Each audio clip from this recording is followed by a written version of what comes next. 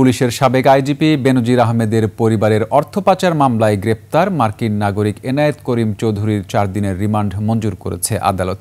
দুপুর 12টার দিকে ঢাকা মহানগর দায়রা জজ সাব্বির ফয়েজের আদালত এ আদেশ দেয়। এদিন আসামির 5 দিনের রিমান্ড চেয়ে আবেদন করেন মামলার তদন্তকারী কর্মকর্তা দুদকের উপপরিচালক মোহাম্মদ হাফিজুল ইসলাম। শুনানি শেষে 4 দিনের রিমান্ড মঞ্জুর করেন বিচারক।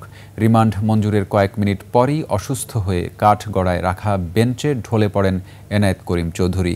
পরে পুলিশ সদস্যদের কাঁধে ভর দিয়ে হাজতখানায় যান তিনি।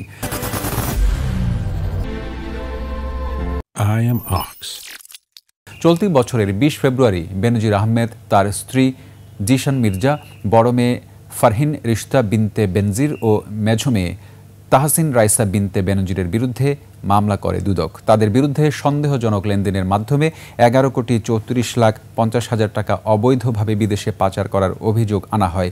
মামলার অনুসন্ধান চলাকালে বেনজিরের অর্থ পাচারের সঙ্গে আসামি এনায়েত করিম চৌধুরীর সংশ্লিষ্টতা পায় দুদক।